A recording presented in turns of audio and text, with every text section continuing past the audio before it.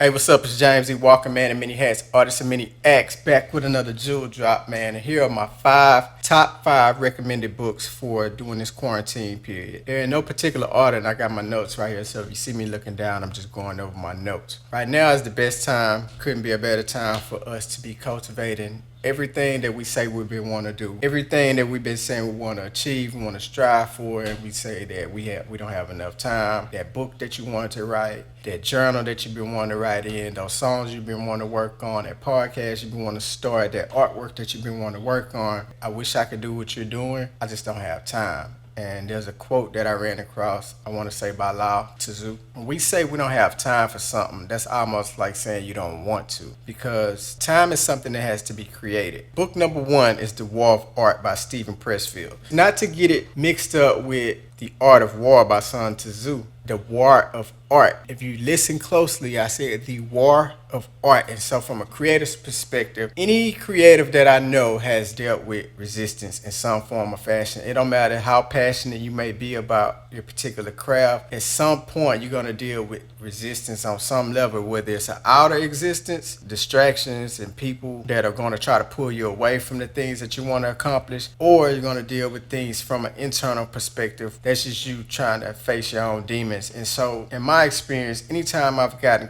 close to the finish line of things, I tend to run into resistance. This book helps you to identify and call out that which is distracting you, that which is creating that resistance from you. And it speaks about resistance almost like, not on a religious level, but just to paint the picture, it paints resistance as being the devil. And so, in good faith, those things that you're trying to work upon, those things, anytime you're dealing with something that's your true calling, something that's going to challenge you, something that's going to challenge the world, something that has the possibilities of actually changing the world, you're going to deal with resistance. If you're thinking about effing off and doing something that you're not really passionate about, it's a pretty good chance that you might succeed in it, but you won't really make a difference in life because that's not really your true calling. It's something that you have created, an illusion that you created because you don't want to deal with what you truly need to be dealing with. Look at things on a level of when I'm dealing with these things, I need to call them to the muses. Those are the almost like the spirit guides or the angels that help you to tap back into what you need to get into. So check out The War of Art by Stephen Pressfield. Book number two is The Outliers by Malcolm Gladwell.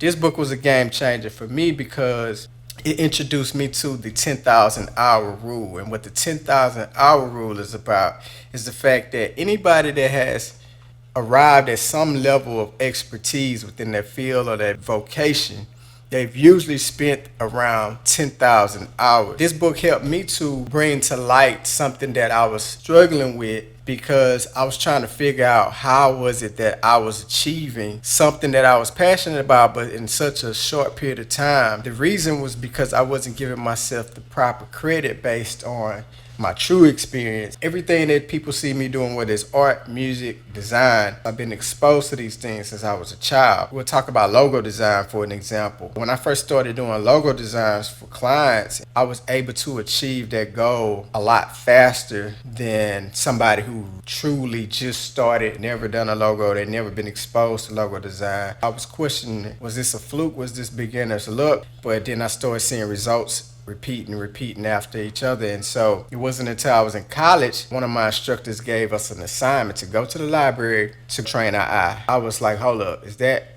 a real assignment? And it was like, yeah, it's called training your eyes, part of your research and development phase.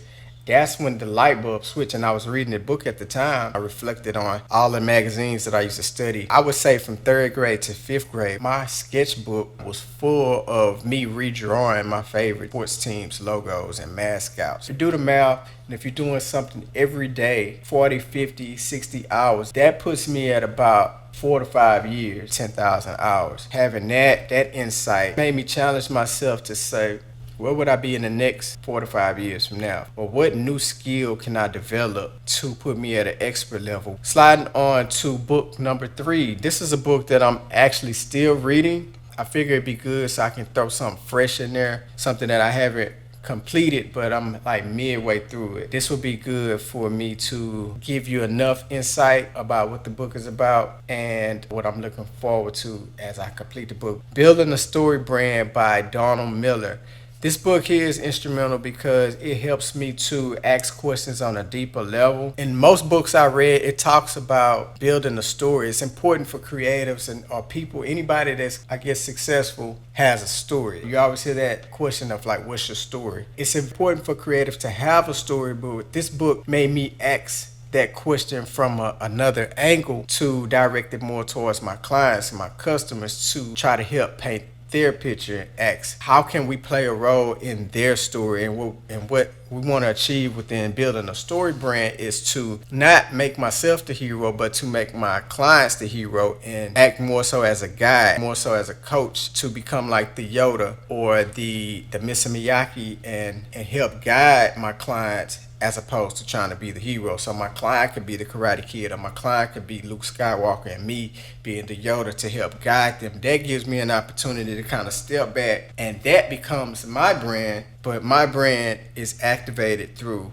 highlighting my clients. And so I'm really looking to take these tactics to help me position myself and just be more of service for my clients. Book number 4 is Put Your Dreams to the Test by John C. Maxwell. I would say this book was helpful for me because it allowed me to challenge what other people say, those things that people tell you that you can't do. It allows you to question why this is my dream. I'm really into knowing, not just believing. It's kind of like, sometimes you'll ask somebody something and they're like, I believe.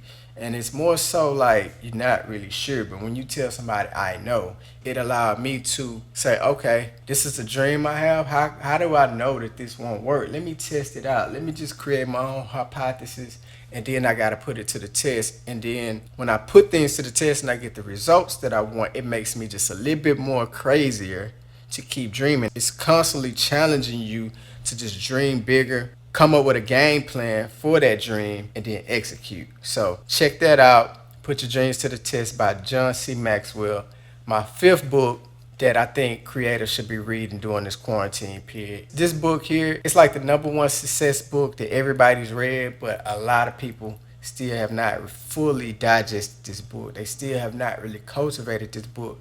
I'm still getting jewels from this book the more I read it, and that book is none other than Think and Grow Rich by Napoleon Hill. The interesting thing about this book, and I meant to look it up just to get the facts right, but if I'm not mistaken, as they say, don't just believe me, but go back and do your own homework. This book was either birthed, written, or it came out during the time of the Great Depression. And we're dealing with the whole coronavirus, and we're on quarantine right now. Everybody's locked up, just pretty much on Netflix and chilling, and this is the time when you're supposed to be masterminding.